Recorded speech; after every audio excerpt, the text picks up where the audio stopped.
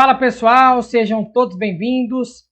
Aula de número 4 para a gente começar o tópico de número 3, moeda e política monetária, tá? Eu vou falar de todos esses assuntos aqui, ó, moeda e política monetária, até a gente chegar aqui no debate sobre os depósitos remunerados no Banco Central do Brasil. Então, vou falar todos esses tópicos aqui do número 3, perfeito?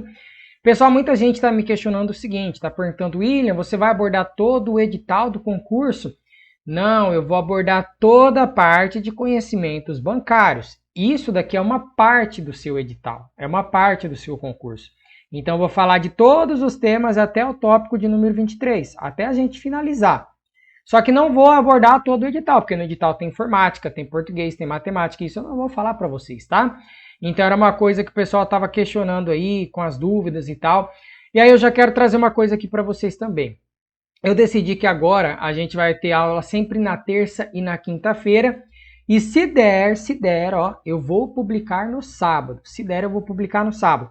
Porque assim, eu tenho outras coisas que eu faço também no dia a dia, né? Do curso CPA 10, CPA 20, CE.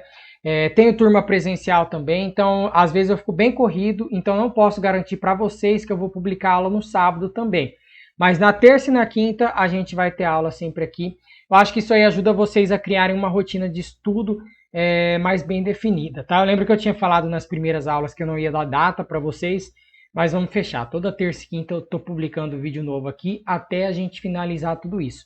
Se der tempo, com certeza eu vou fazer revisão. Com certeza eu vou responder questões para vocês, tá? Antes de finalizar lá, depois que a gente finalizar esse tópico de número 23. Muita gente estava perguntando isso também para mim. Beleza, pessoal, vamos começar então falando. Vou passar tudo aqui até a gente chegar lá na parte de moeda. E eu já expliquei, né? Quer ter essa parte da apostila? Entra no meu site e faz o download. Entra lá no edital Banco do Brasil e faz o download, que está dentro do meu site, ok? E aí já aproveita e me segue lá no Instagram, Prof. William Capriata.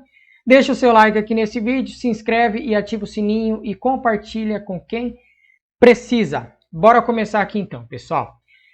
Moeda e política monetária. A gente vai entender qual a relação de uma coisa com a outra. Primeira coisa. Antigamente, como que funcionava a moeda na nossa economia? Antigamente a gente tinha aquele sistema de trocas diretas. Então, por exemplo, eu queria um sal no mercado, eu tinha que procurar alguém que tinha o sal e eu oferecia algum outro produto para essa pessoa. Digamos que eu tinha carne em excesso. Eu vou lá, dou carne para essa pessoa me dá o sal e todo mundo fica feliz. Então a gente precisava de ter o quê? Precisava de ter uma dupla coincidência de desejos. Aquela pessoa precisava estar querendo a carne e eu preciso estar querendo o sal. E a gente se encontra, a gente faz aquela troca. Isso era chamada troca direta. E isso aí tem a ver com o quê? Tem a ver com escambo. Era a época que não tinha a moeda na nossa economia. E aí isso dificultava bastante, né? Porque aí você sempre tinha que procurar alguém que tinha o produto que você queria e que, além disso, aceitaria o que você tinha para oferecer para essa pessoa. E aí começou a surgir as moedas na nossa economia, né? Conforme você foi tendo evolução econômica, evolução social. Essas trocas diretas, elas passaram a ser trocas indiretas, ou seja, agora existe a moeda aqui no meio de duas pessoas que vai servir como meio de troca. A gente vai trocar nossas mercadorias, mas sempre utilizando o quê? A moeda, porque ela vai ser expressão geral de valor, ela vai ser referência aí para todos os produtos que existem no mercado. E aí, para a gente entender como que essa moeda se transformou em uma moeda, a gente tem que saber das três funções dessa moeda aqui. Então presta atenção assim. Para uma moeda ser considerada moeda de fato, ela precisa exercer sempre três funções. Ela tem que ser meio de troca, ela tem que ser unidade de conta e ela tem que ser reserva de valor.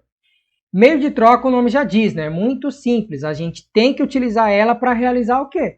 Para realizar trocas. A gente não precisa mais dessa dupla coincidência de desejos para que eu consiga realizar uma troca. A pessoa precisa, ela tem que estar querendo a carne para eu dar carne para ela e eu quero o sal dela, a gente pegar e se encontrar. Não existe mais isso.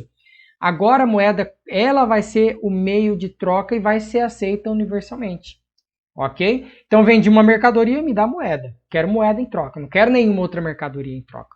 Então essa é a primeira função que uma moeda precisa exercer na nossa economia para que ela seja considerada moeda. A segunda função é essa unidade de conta. Essa unidade de conta aqui, ela faz referência ao quê? Quando eu vou lá no supermercado, se eu quiser comprar um shampoo, eu vou comprar com moeda. Se eu quiser comprar uma carne, eu vou comprar com moeda. Se eu quiser comprar um abacate, eu vou comprar abacate com moeda. Então, ela serve como referência geral de preços. Tá? Então, assim, a unidade de conta é justamente isso. As mercadorias todas de uma economia, elas são expressadas naquela moeda. Então, ela tem como referência o valor daquela moeda. E aí, tendo isso daí, a moeda ela consegue exercer essa função de unidade de conta. E a de reserva de valor é justamente o fato de que, às vezes, né, vamos supor que eu vendi uma mercadoria, recebi uma moeda por isso, eu não preciso consumir naquele exato momento. Eu posso deixar esse meu dinheiro guardado para eu consumir no futuro. Aí imagina se esse dinheiro aqui, ele de um dia para o outro perdesse 100% do valor dele. Então ela não seria uma moeda que tem reserva de valor, né? Então a moeda, para ela ter reserva de valor, ela tem que manter o valor dela, nem que seja por um curto período de tempo. Eu posso manter essa moeda comigo para eu consumir no futuro e ela ainda assim vai continuar sendo aceita na economia, ela ainda vai continuar tendo valor na economia, ela ainda vai continuar valendo para eu utilizar na economia. Então, basicamente, esses 3 pontos. Ela tem que ser meio de troca, ela tem que ser unidade de conta, ela tem que ser reserva de valor. Se você pegar aqui na definição formal, tá? Isso daqui é para vocês darem uma lida depois, eu não vou ler tudo isso daqui, porque é basicamente o que eu falei, mas aí você vai ver certinho, ó, o ativo que pode ser usado nas transações econômicas, desempenha a função de denominador comum, ó, fornece referencial para as demais mercadorias. Então todas as mercadorias vão ser cotadas de acordo com aquela moeda. Aqui da reserva de valor, ó. Como a moeda é reserva de valor, há a possibilidade de que as transações não sejam liquidadas imediatamente contra a entrega de moeda.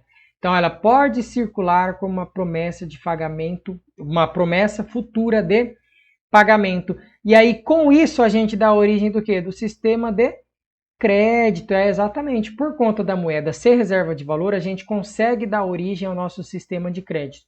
Perfeito?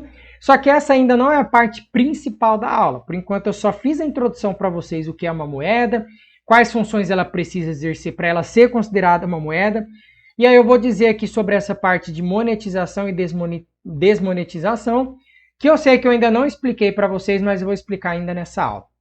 Monetizar a economia, pessoal, significa o quê? Ó, quando a inflação está baixa, ou seja, inflação ela significa o quê? Significa aumento generalizado dos preços.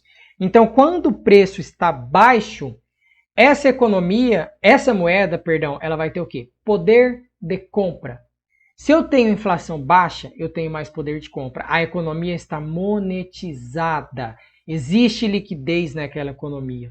Quando tem desmonetização da economia, é quando a inflação ela está alta, as pessoas passam a perder poder de compra, e aí as pessoas vão buscar produtos para se proteger. Então, ó, a inflação está alta. Se eu deixar meu dinheiro guardado na conta corrente, a inflação ela começa a tirar o meu poder de compra. Né? Porque o preço está subindo, eu não estou ganhando rentabilidade nenhuma, então estou perdendo poder de compra. Eu vou fazer o que para me proteger? Se eu for uma pessoa inteligente, eu vou comprar pelo menos um título público federal, né? Que é uma parcela da dívida do governo, que eu ainda vou explicar para vocês, tá, pessoal? Então não se preocupe por isso. Com isso agora. Então, monetização da economia, inflação baixa, aumenta o poder de compra. Desmonetização, inflação está alta, diminui o poder de compra, as pessoas passam a comprar títulos. Então, ó, título é negociado no mercado? Eu consigo pegar um título e ir no açougue do lado e comprar carne lá no açougue? Eu consigo ir lá e comprar qualquer produto no supermercado com título público federal? Não. E aí vai falar, nós não aceitamos título público como pagamento aqui, né? Então, assim, quando a pessoa passa a consumir títulos, ela passa a comprar títulos no mercado, a liquidez da economia diminui, tem menos dinheiro em circulação. Então, isso desmonetiza a nossa economia. Perfeito? Mas fica tranquilo que a gente fala de inflação daqui a pouco. Na verdade, vamos falar já até agora, né? Porque ela aparece aqui. E aí, talvez a gente ainda não tenha entendido como que isso atinge essas 3 variáveis. Eu já falei para vocês, pessoal, de política monetária lá na primeira aula. Então, se tem alguém que está vindo direto aqui nessa aula, volta na primeira, quando eu falei de Conselho Monetário Nacional, eu falei de Banco Central, eu falei do compulsório, eu falei do redesconto e eu falei do Open Market, que é a compra e venda de título público federal. Então, não vou explicar para vocês detalhadamente aqui novamente, né? A gente só vai dar uma relembrada. Lembra do seguinte, sempre que eu aumento o compulsório, que é uma das políticas monetárias que existem em nosso país, eu estou aumentando o que, basicamente? Eu estou aumentando o dinheiro que os bancos são obrigados a deixarem guardados em uma conta do Banco Central. Isso é o depósito compulsório.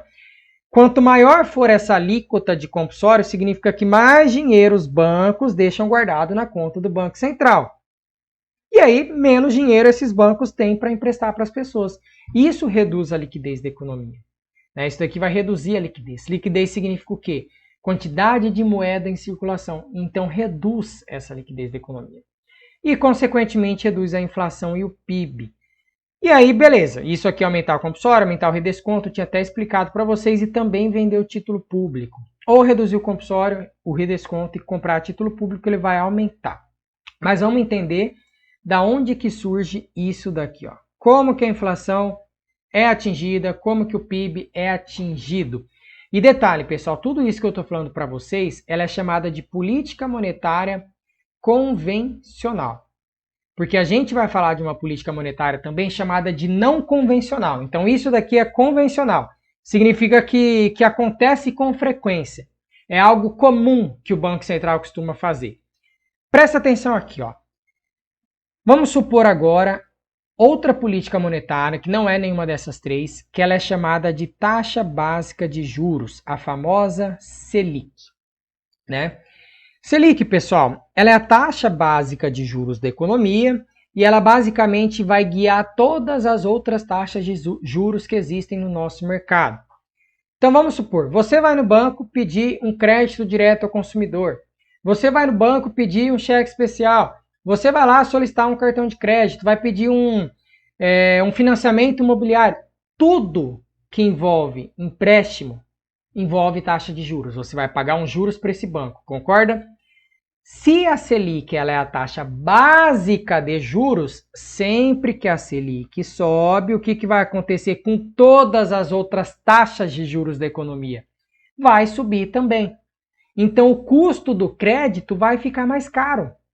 Se a taxa básica de juros está subindo aqui e ela guia todas as outras taxas, você como consumidor, você não vai querer financiar o seu carro.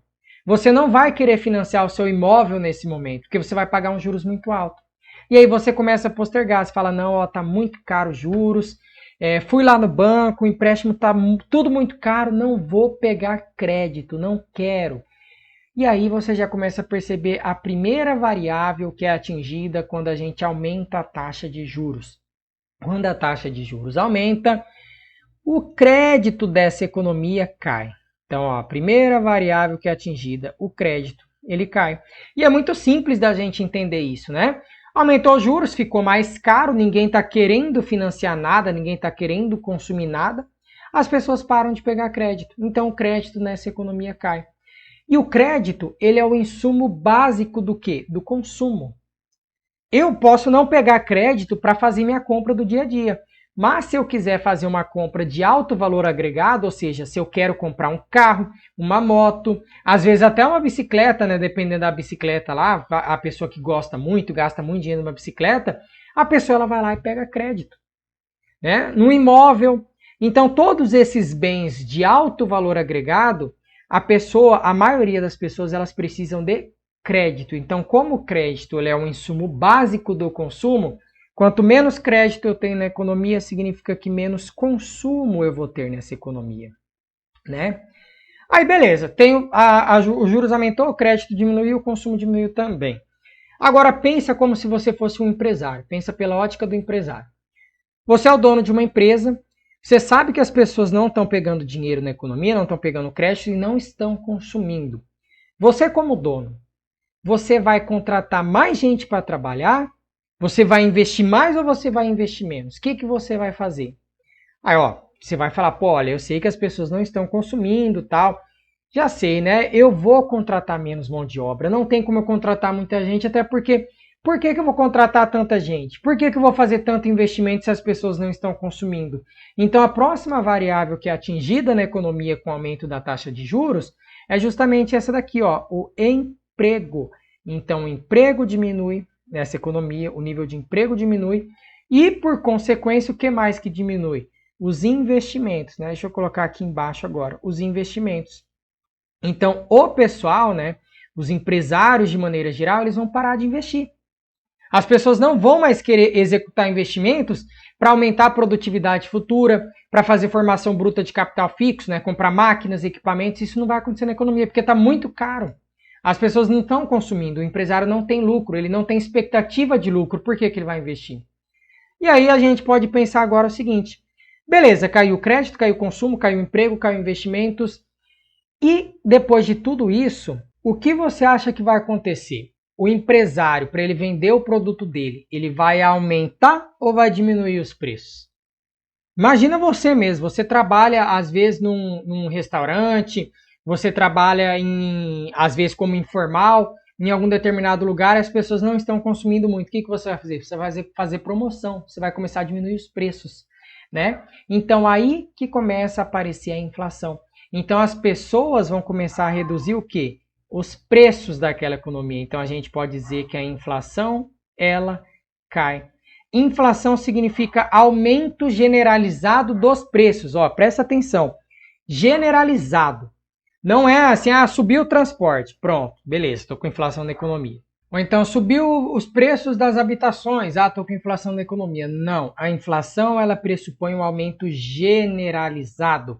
Tanto que o IPCA, que é o Índice Oficial de Inflação do Brasil, ele é calculado através de uma cesta de mercado. E dentro dessa cesta tem habitação, transporte, vestuário, alimentação. Então tem vários itens lá dentro. Então não é somente um item subindo de preço que a gente tem inflação na economia. Tá, então beleza. Então a Selic, o aumento dela aqui, aumentou os juros, reduziu o crédito, consumo, emprego, investimentos, inflação. E, por consequência, vai reduzir quem? O Produto Interno Bruto dessa economia, o PIB, né? Que é a soma de todos os bens e serviços finais a preços de mercado produzido nessa economia. Dentro da fórmula do PIB, né? Ela é formada de basicamente o quê? O PIB é igual a consumo, mais investimentos, mais gastos do governo, mais exportações, menos importações, tá? Deixa eu apagar essa seta gigante aqui, para não ficar ruim. Isso aqui é a letra M, tá?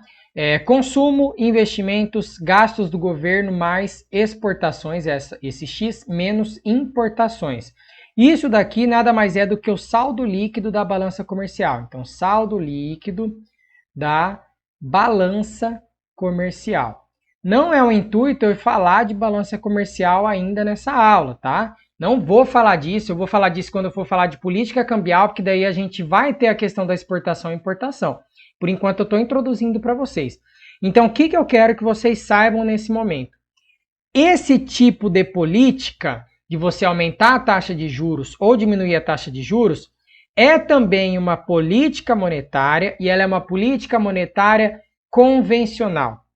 O Banco Central, através do Comitê de Política Monetária, que é o Copom, que eu já explico para vocês, ele define a meta da taxa Selic 8 vezes ao ano. Então ele pode aumentar ou reduzir a taxa Selic 8 vezes ao ano. E ele vai definir isso, se ele aumenta ou se ele diminui, com base no quê? Com base nas expectativas que ele vai ter com relação à inflação e com relação ao crescimento do Produto Interno Bruto da nossa economia.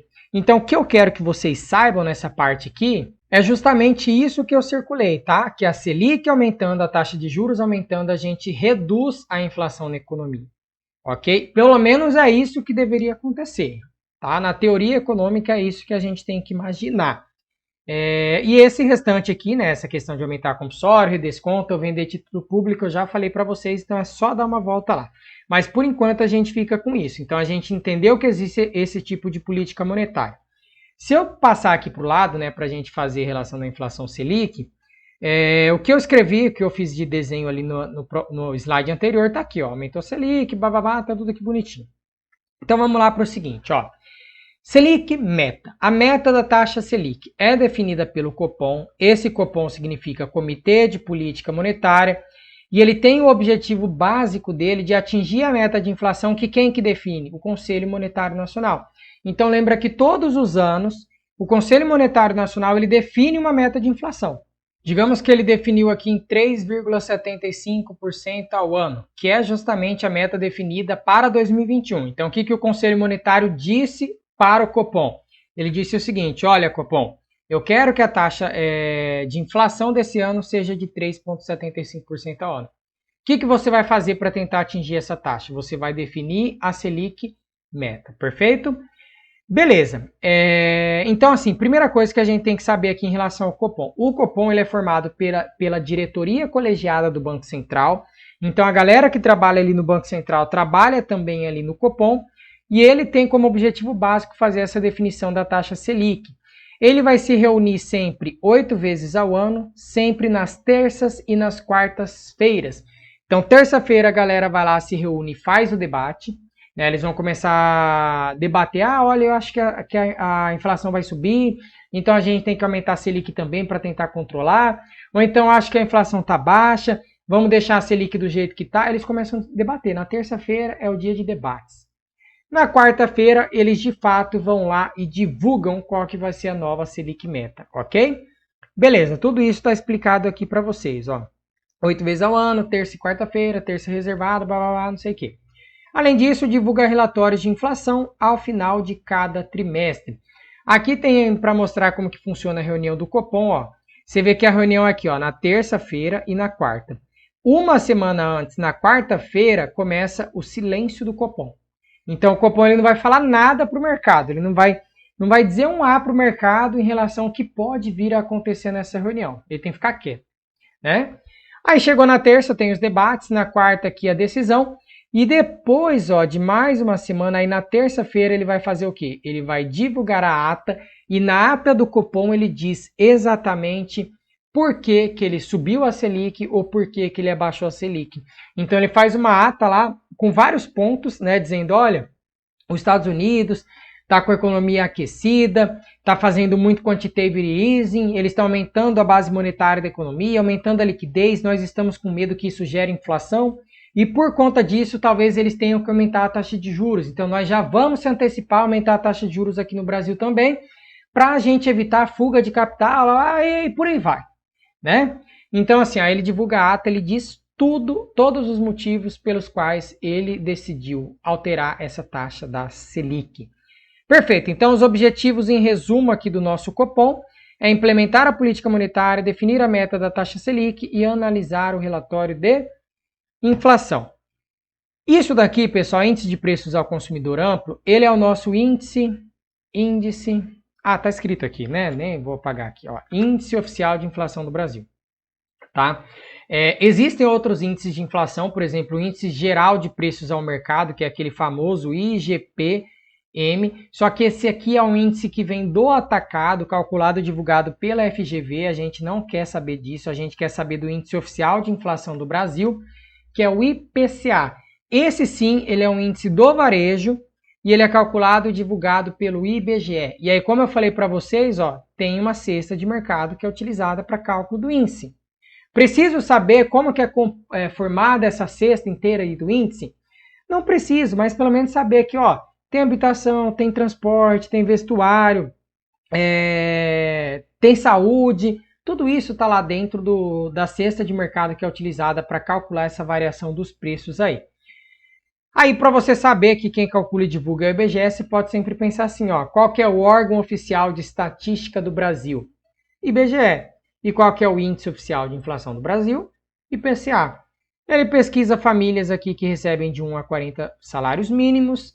A meta do IPCA é definida pelo Conselho, como eu já tinha dito aqui, e é divulgada aproximadamente no 8º dia útil do mês.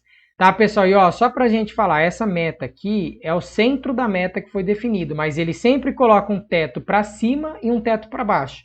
Então a meta ela pode variar 1,5 para cima e 1,5 para baixo, que foi definido nesse ano, né? No ano que vem vai ser diferente. E aí a gente entra para falar de operações compromissadas.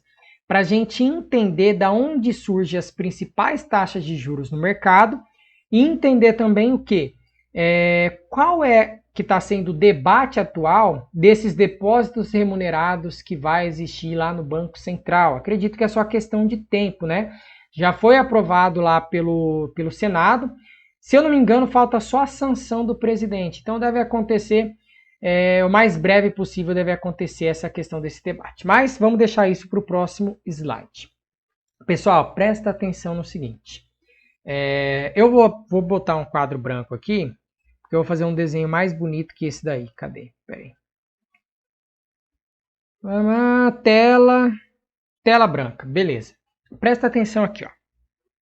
Aqui eu tenho um determinado banco, uma determinada instituição financeira, e todos os dias essa instituição financeira ela capta recursos, ela pega dinheiro da galera e ela empresta recursos, né? Isso aí a gente já viu. Pode ser que esse banco, em um determinado dia, ele capte menos recursos do que ele empresta, ou seja, ele acaba ficando com caixa no negativo. Então ele emprestou muito mais, ó, tem muito mais dinheiro aqui, ó, RS, tem muito mais dinheiro aqui, ele emprestou muito mais do que ele captou e ele ficou com caixa negativo. O que esse banco poderá fazer? Primeiro passo, ele pode solicitar ao emprestador de última instância um recurso emprestado, porque esse banco ele não pode fechar o caixa dele negativo, isso aí não pode acontecer. Tá? Existem vários acordos aí chamados de Basileia 1, Basileia 2, Basileia 3, o último de 2010, que proíbe que o banco ele feche esse caixa aqui no negativo dele. Então, o que esse banco ele vai ter que fazer?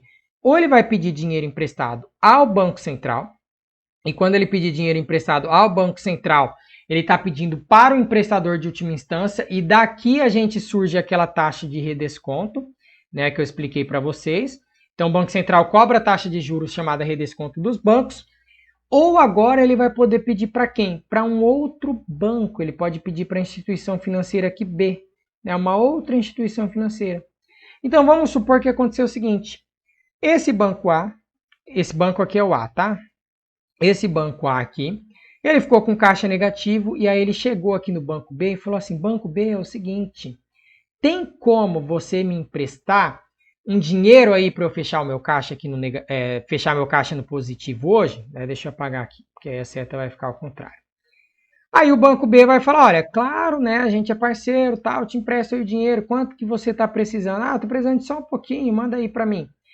Beleza, né, mas o que você vai me dar em troca, banco A? Porque eu não vou te emprestar dinheiro assim e eu não vou ganhar nada em troca, né, porque esse dinheiro está parado aqui comigo, eu quero ganhar alguns juros com esse dinheiro. Aí o banco A ele vai lá e fala assim, ó, então tá, vamos fazer o seguinte, eu tenho aqui comigo alguns títulos privados, e leia-se, títulos privados, pode ser títulos emitidos por bancos, né, o mais comum de todos é o CDB, o Certificado de Depósito Bancário, e aí ele vai lá e fala assim, ó, então tá, eu te dou esses títulos privados, você me dá esse dinheiro aqui, e aí nós dois ficamos felizes, porque eu fecho meu caixa no positivo, já que agora eu tenho dinheiro, e você vai ganhar o quê? Você vai ganhar os juros de um dia desse título privado.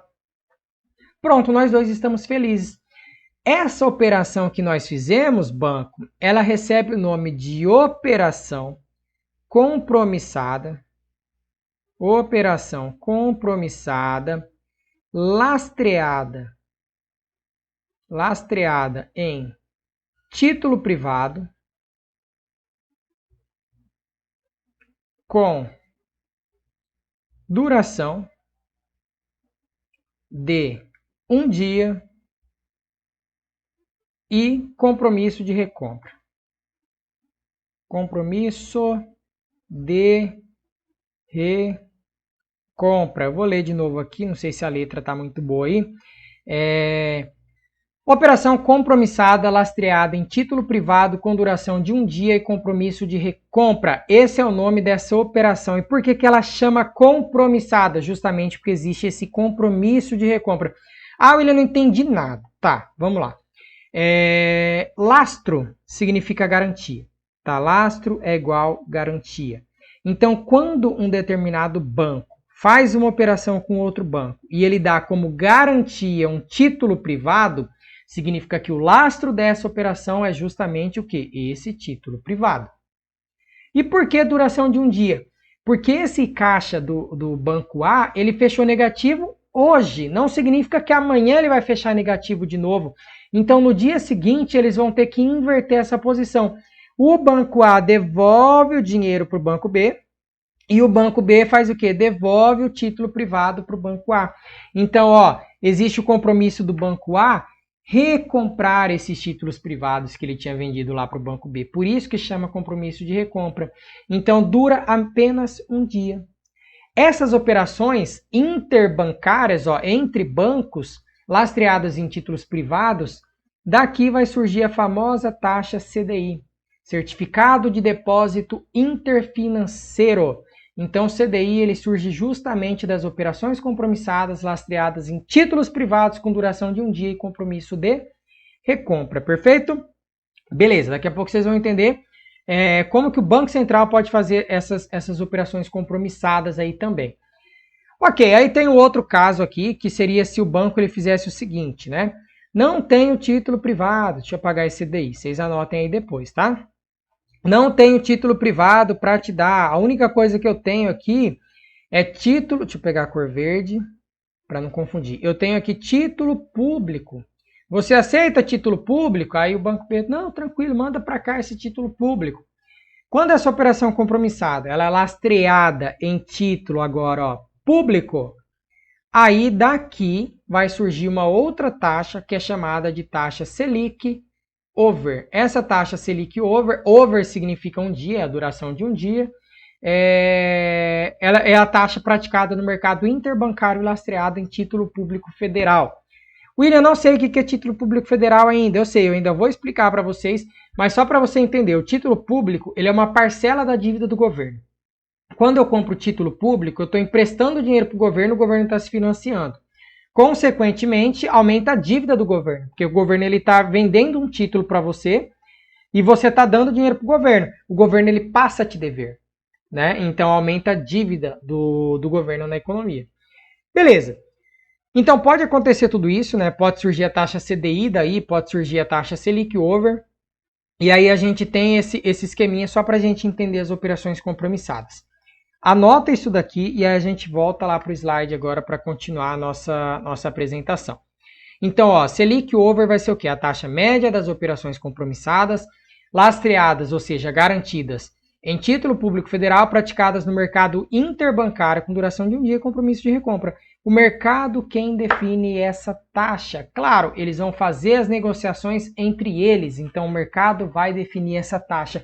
O que muda é que o Copom ele está aqui fora fazendo o quê? Ele vai tentar fazer com que essas operações entre os bancos fiquem em torno da taxa Selic meta que ele definiu. E ele vai fazer isso como? Justamente fazendo as operações compromissadas, só que dessa vez entre o Banco Central e os próprios bancos, né? Então o Banco Central ele pode pegar e fazer uma operação compromissada também com as instituições financeiras. Então seria assim, ó, o Banco Central está aqui, o Banco Central vai lá, vende um título público federal aqui para a instituição financeira. Né? Nesse caso, não estou falando da política monetária de open market, porque eu estou falando de uma operação compromissada que tem essa duração de um dia e esse compromisso de recompra. Então, estou falando de operação compromissada. O open market ele não tem esse compromisso. Tá?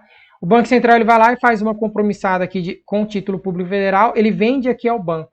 O banco faz o quê? O banco vai lá e dá dinheiro para o Banco Central. Isso é um tipo de política que o Banco Central pode fazer quando ele quer enxugar a liquidez da economia. Então, o Banco Central, ó, quando ele vende o título público aos bancos, o banco ele não vai pegar título público e emprestar para as pessoas. Né? Então, título público aqui no balanço do banco vai servir como crédito para as pessoas vão pegar dinheiro emprestado e aí vai chegar na sua conta corrente um título público? Não. Então, quanto mais título público ou qualquer outro tipo de título tiver no balanço dessa instituição, menos caixa ela tem, menos dinheiro ela tem sobrando, consequentemente, menos dinheiro vai ter na economia, menos liquidez para essa economia. Então, quando o Banco Central faz isso, ele faz essa venda desse título, ele tira dinheiro da economia, só que aí tem um problema. Né? Quando ele faz essa venda desses títulos de renda fixa aqui, a dívida do governo aumenta. a dívida do governo aumenta. E aí você fala, William, mas como assim a dívida do governo aumentou? Não entendi nada, meu Deus do céu. Ó, o Tesouro Nacional, ele é o órgão que emite os títulos públicos federais.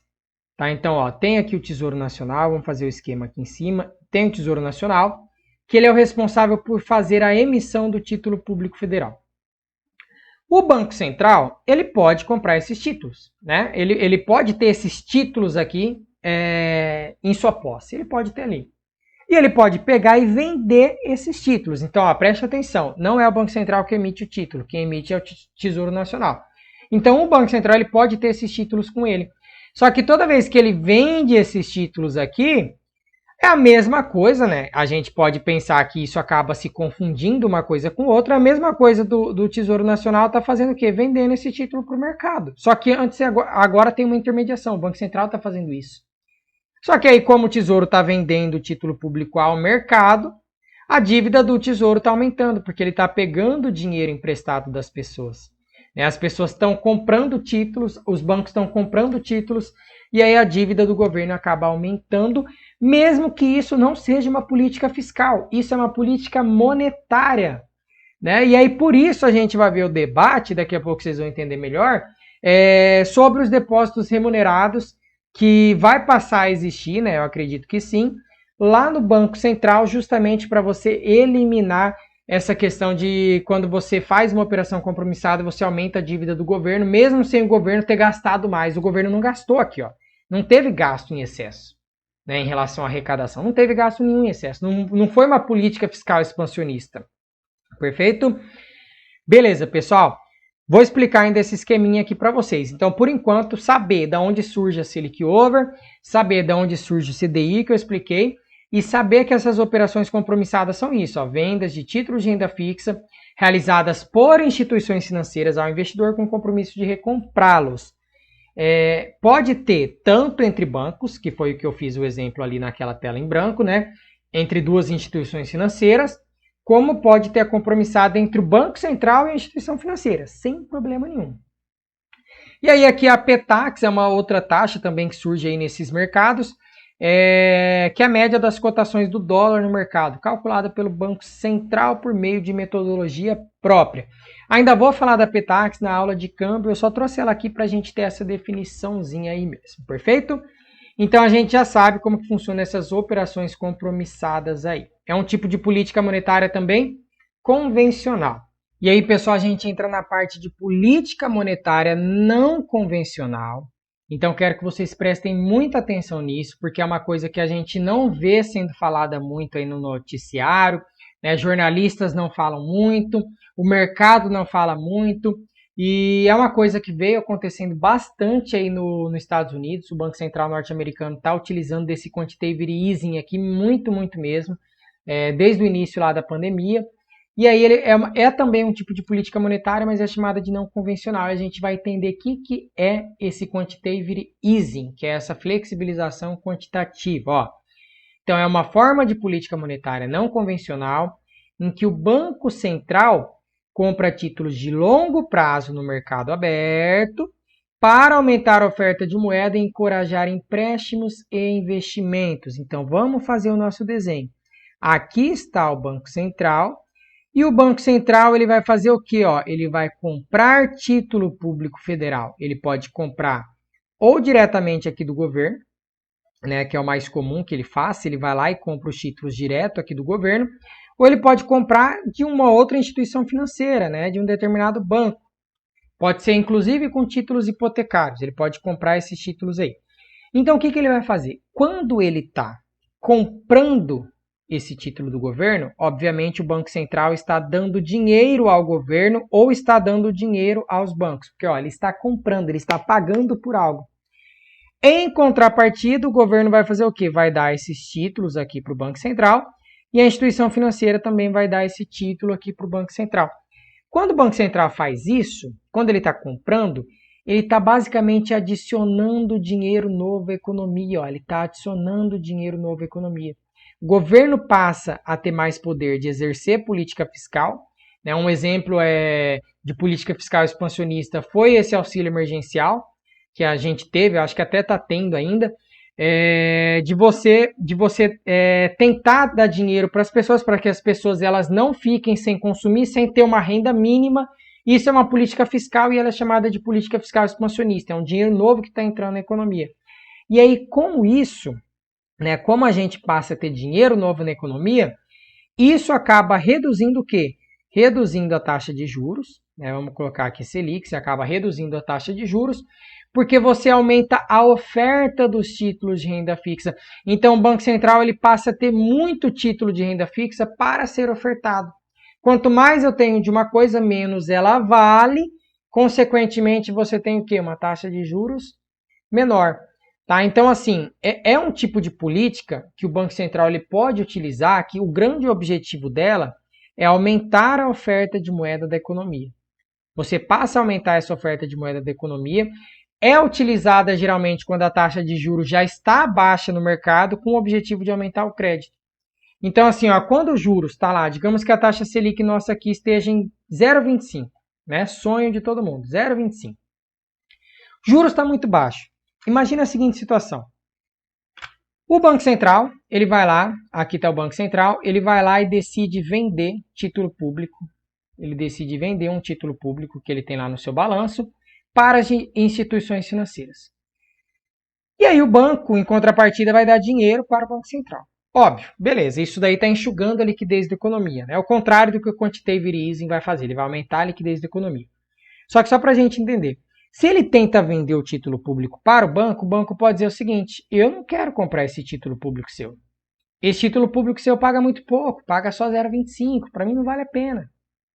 Ou então ao contrário, né? Se o Banco Central ele tentar comprar aqui o título público, se a taxa de juros ela está em 0,25, a gente pode pressupor que, e não precisa entender ainda isso, tá?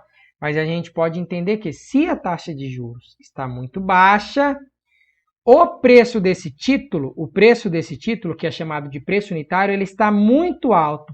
E por ele estar muito alto, o rendimento dele está menor. O rendimento desse título está menor.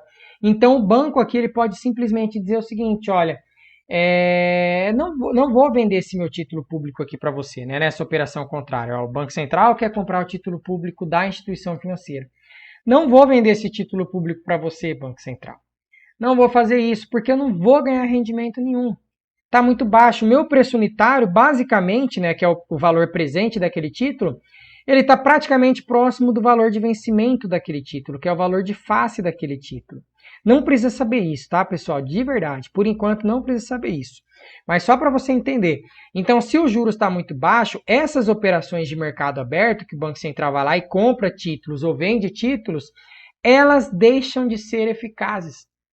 E aí, por ela deixar de ser eficaz, o Banco Central ele tem que ter outras alternativas. Então, ele vai lá diretão e começa a comprar títulos direto lá de longo prazo com o governo e com os bancos. Então, ele começa a aumentar a oferta de moeda dessa economia. Ok? Então, praticamente está dando dinheiro ali para o pessoal. Quais são as principais vantagens do quantitative easing? Ó, é uma forma de política monetária usada pelos bancos como método para aumentar rapidamente a oferta de moeda e estimular a atividade econômica. Rapidamente você aumenta o dinheiro em circulação. E isso de maneira bem rápida mesmo. Então, assim, se os bancos passam a ter mais dinheiro, o governo passa a ter mais dinheiro, e o juros está muito baixo na economia, ambos não vão querer investir em títulos. Ambos vão querer o quê? Aplicar alguma coisa. Então, eles vão começar a fazer investimentos, eles vão começar a emprestar esses recursos, então se aumenta a oferta de moeda na economia. Então, ó, geralmente envolve a compra de títulos de governo do longo prazo, bem como outros tipos de ativos, como, por exemplo, lastreados em hipotecas. Foi um exemplo que eu dei para vocês. E aqui está o que os Estados Unidos fez, né? Ó, em resposta à paralisação econômica causada pela pandemia, em 15 de março de 2020, o Federal Reserve dos Estados Unidos anunciou um plano de quantitative easing de mais de 700 bilhões de dólares. Isso aqui aumentou depois, tá? Ele foi o inicial, ele aumentou, ó, ele praticamente falou assim, nós vamos injetar 700 bilhões de dólares na economia, né? Regaçou de colocar dinheiro na economia, colocou muita liquidez na economia através de uma política monetária não convencional.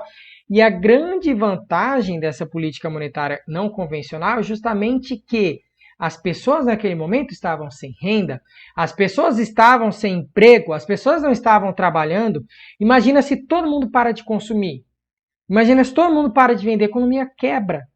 Então, se aumenta rapidamente a oferta de moeda, dá renda para as pessoas, dá renda na mão das pessoas para que as pessoas passem a consumir, para que as pessoas não deixem de consumir, tá?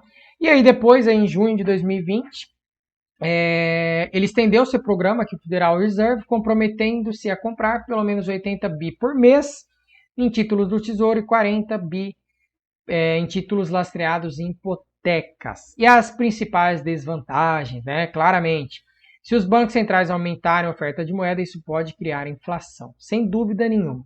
Se muita moeda tem na economia, pode ser que o preço comece a subir. As pessoas vão consumir, os empresários não aumentaram as suas ofertas, a oferta não acompanha a demanda, então quando a demanda supera a oferta, claramente a oferta faz o quê? Vai ter que aumentar os preços. Você pode pensar assim, ó, tem 5 carros vendendo na concessionária. E aí chega 5 pessoas para comprar. Beleza, vendeu para os 5, tá ótimo. Se chega 3 pessoas para comprar, essas 3 pessoas que estão comprando, elas têm até poder de barganha, né? Fala, tem 5 sobrando aí, a gente só tem 3, vamos abaixar esse preço aí, né? Agora, imagina se chega 500 pessoas para comprar esses 5 carros. O que a concessionária vai fazer? Ela vai aumentar o preço, ó, porque a demanda superou a oferta, ela aumenta o preço e isso gera inflação. O pior cenário, né, possível nesse caso aqui, ó, é se essa estratégia causar inflação e não ter crescimento econômico pretendido. Porque assim, se isso vier acompanhado de crescimento econômico, a gente pressupõe que o crescimento econômico ele aumenta a renda das pessoas, consequentemente vai aumentar o consumo das pessoas, vai aumentar o nível de emprego e vai aumentar a arrecadação do governo, o governo vai conseguir arrecadar mais, então as coisas vão fluir. Agora, se houver inflação e não tiver crescimento econômico, aí a gente entra no chamado de estagflação. Então é uma situação que a economia pode viver, que você tem inflação e que você não tem crescimento econômico. A inflação ela pode vir aí da oferta ou da demanda, tá? Não importa pra gente também nesse momento aqui.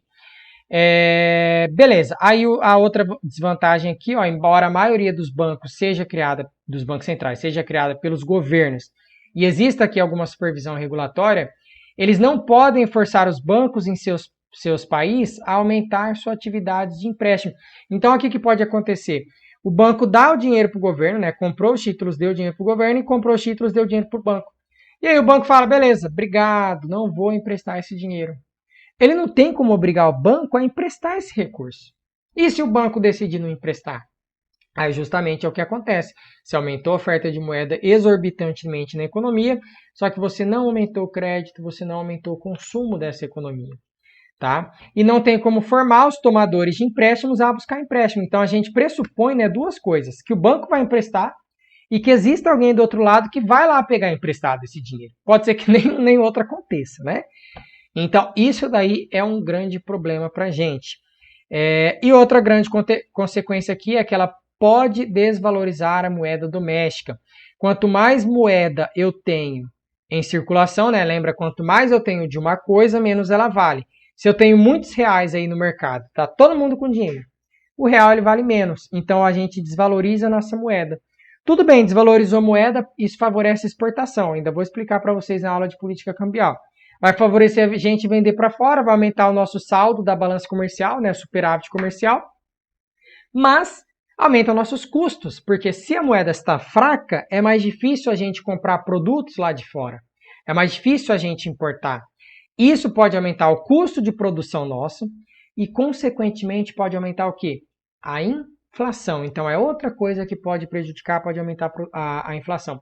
Aumenta o custo de produção nosso, aumenta os níveis de preço nosso e, às vezes, a gente pode começar a gastar reserva internacional para comprar poucos produtos, né? Então, essas são as principais desvantagens. Ok, pessoal. Prometo que está acabando. Agora a gente... está acabando. Esse aqui é o último slide, né? Para a gente falar sobre o debate dos depósitos remunerados do Banco Central no Banco Central do Brasil. Presta atenção nisso daqui, pessoal. Eu falei para vocês prestarem atenção toda hora, né? Na aula inteira, vocês vão prestar atenção. O Banco Central do Brasil, ele pode fazer o quê? Às vezes eu escrevo Bacen, às vezes eu escrevo Banco Central do Brasil, tudo a mesma coisa, tá? Ele pode fazer as operações compromissadas, então ele pode pegar aqui e vender um título público aos bancos, né? Ele pode vender isso daqui aos bancos, e os bancos dão dinheiro aqui para o Banco Central. Perfeito, isso é uma operação compromissada. Qual que é o grande problema disso? Quando o Banco Central vende um título público aos bancos, a dívida do governo aumenta, porque é a mesma coisa de eu estar comprando lá títulos do governo. A dívida aumenta. É um título público que está sendo emitido. Então isso daqui ele é incluído na dívida pública. E aí que está o problema. Muitas pessoas no mercado começam a olhar a dívida pública por essa ótica. A pessoa ela não tira as operações compromissadas do Banco Central para analisar de fato o que vem do governo e o que vem de política monetária. Então acaba confundindo, né? O mercado financeiro ele acaba olhando essa dívida e aí a dívida está 88% do PIB, a dívida está 90% do PIB. E aí você começa a ter essa restrição, você não consegue fazer com que o governo realize investimentos, porque senão você está sempre falando que a dívida está aumentando, porque você tem essas operações compromissadas aqui, que aumenta a dívida do governo, mas detalhe, não vem de gasto do governo, não é o governo que está gastando dinheiro. Né? Então, às vezes, isso daqui aumentando, faz a gente pensar o quê? Faz a gente pensar assim, ó, se a dívida está aumentando, o governo está gastando mais do que ele arrecada. Se o governo está gastando mais do que ele arrecada e eu não estou vendo nenhuma melhoria aí no nosso país, alguma coisa de errado está acontecendo. Só que às vezes não tem nada a ver. Né? Às vezes a dívida está aumentando, o governo não tem nada a ver com a paçoca, por quê? Porque o Banco Central está justamente efetuando essas operações compromissadas. E isso daqui no Brasil, ele equivale a quase 20% da dívida do Brasil. 20% aqui do PIB, 20% da dívida do governo, ela vem basicamente dessas operações compromissadas. E aí o objetivo é você fazer basicamente o quê? Como um passe de mágica, você muda o nome de operações compromissadas e você passa a evitar isso daqui. Não tem mais isso de título público federal. Eu não vou mais vender esse título para você. Você, banco, tem dinheiro sobrando? Quer ganhar juros? Ao invés de você comprar um título comigo, porque daí você ia ganhar juros, você simplesmente pega o seu dinheiro e coloca aqui no Banco Central em um depósito remunerado. Pronto. Agora a gente eliminou essa trajetória de alta da dívida do governo. Olha que loucura, né? Isso aqui acaba sendo assim, não é um artifício contábil, tá? Não pense que é uma manobra, uma falcatrua, algo errado que está ocorrendo. Não, não é. Tá? O Banco Central norte-americano faz isso, os vários bancos centrais do mundo faz isso, porque aí você tem a grande vantagem que é justamente separar o que é do governo, para que é o do governo, que é do Banco Central, que é a política monetária, para ficar com o Banco Central, que é a política monetária. Então você separa, você traz mais transparência para a economia. Né?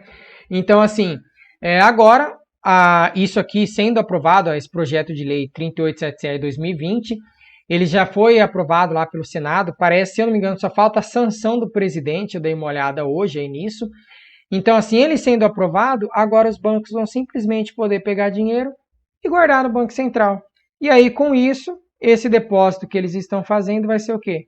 Vai ser remunerado uma porcentagem. Vantagem, não tem nenhum título público sendo envolvido aqui no meio, não tem essa operação compromissada, e isso daqui não vai fazer com que a dívida do governo aumente. Tá? A dívida do governo vai continuar lá, tranquila no patamar que ela já estava. E aí, que acontece nesse debate aí? O debate que está ocorrendo aí atualmente é o seguinte: se o Banco Central fizer isso, quantos por cento que o Banco Central vai de remunerar esses depósitos? Né? Porque senão imagina, vou pagar uma porcentagem muito elevada e os bancos aí só vão querer ficar guardando dinheiro do Banco Central. Os bancos não vão querer mais pegar esse dinheiro e emprestar para as pessoas. Isso é um dos debates. Só que aí não, né? O que aconteceu? Foi incluída na lei o seguinte, essas remunerações, essa porcentagem que o Banco Central vai pagar para a instituição financeira, serão estabelecidas pelo banco, obviamente, de acordo com o prazo daquele depósito, mas não poderão ser maiores do que os juros pagos pelo Tesouro Nacional, tá? Não vai poder ser maior. Então, assim, Não vai existir isso de o banco aqui, ele falar, não, vou só guardar dinheiro no Banco Central, não vou mais emprestar, vou deixar lá pro resto da vida no Banco Central, vou ficar ganhando dinheiro aqui, pronto. Isso daí prejudicaria a economia. Então isso não vai acontecer. É um dos debates aí que tinha. E aí o outro debate é justamente esse que eu expliquei. Com isso aí acontecendo, a gente elimina isso daqui, ó, esse problema da operação compromissada ser incluída na dívida pública.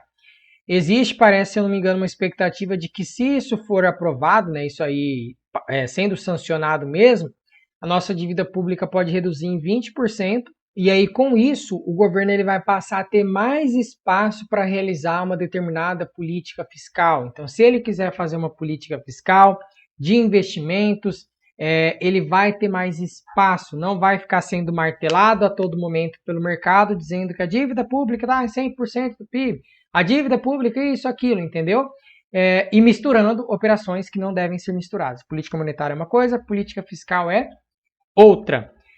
Pessoal, eu sei que essa aula aqui ela foi complicada, tá? Não é uma aula simples, não é uma aula fácil. Eu recomendo que vocês fortemente façam os exercícios que eu coloquei já lá no meu site. Não tem muito exercício, ainda vou explicar também sobre o Sistema Especial de Liquidação e Custódia.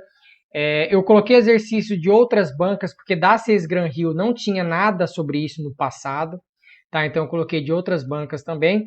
Mas vão fazendo exercício, não precisa ficar só lá no meu site, vai fazer em outro lugar também, né? Vai aprender de outras maneiras também. E ver essa aula de novo se for necessário, dá uma lida sobre isso. Você pode pesquisar aí no YouTube, você está vendo minha aula aqui, com certeza tem vários outros professores que explicam aí também sobre quantitative easing. Tem o André Lara Rezende, que é muito bom sobre isso, um economista aí muito bom aí no Brasil. Então, assim, dá uma olhada nisso, pessoal. E foco, o edital é assim, ele trouxe temas difíceis. Quando eu olhei, eu até fiquei meio surpreso. Eu falei, poxa, o Banco do Brasil vai cobrar isso daqui. Então, assim, a concorrência vai ser grande, a gente já sabe disso. Vocês vão ter que estudar. Quem quiser se destacar, quem quiser conseguir esse emprego, vai ter que estudar. Não tem mágica, é simplesmente entrar nos estudos, aprender e fazer dia após dia. E eu já digo mais, não adianta você se desesperar. Às vezes a pessoa fica desesperando, muita coisa, meu Deus, não vou dar conta. Se você fala que você não vai dar conta, pode ter certeza, você não vai dar conta. A primeira pessoa que precisa acreditar no seu potencial é você mesmo. Tá? Se você acredita no seu potencial, não importa o que os outros pensam. Não importa se é muito conteúdo ou não, acredita. O primeiro passo é você acreditar. O segundo passo é você agir, porque nada adianta eu acreditar e eu ficar parado sem fazer nada. Então vem aqui, estuda, depois revisa, faz resumo, faz exercícios. Pessoal, a prova, ela tá bem aí já. A gente tem que estudar todos os dias. Daqui para frente, você tem que pensar que a sua vida vai ser isso. Você vai esforçar aí durante 2 meses e pouco, só que depois tudo isso aqui vai valer a pena. Você vai olhar para trás e vai falar, foi o melhor esforço que eu já fiz na minha vida, porque agora eu tenho um emprego bom, estou trabalhando numa instituição boa, tenho plano de carreira, tenho vários benefícios e agora, enfim, eu consegui algo num momento em que a economia do Brasil está com um índice de desemprego elevadíssimo. Então, dê valor a isso, estude, trabalhe dia após dia, que com certeza vocês vão chegar lá, tá? Pessoal, se você gostou dessa aula aí, deixa o seu like, isso é muito importante para mim. Ativa o sininho, né? Mas se inscreve aí antes, se inscreve aí no canal, ativa o sininho e avisa aí a galera que eu estou fazendo essas aulas aqui de conhecimentos bancários, que aí também me ajuda, tá, pessoal? E me segue lá no Instagram, tá? Prof. William Capriato. Obrigado, bons estudos a todos, aguardo vocês na próxima aula. Tchau, tchau, pessoal!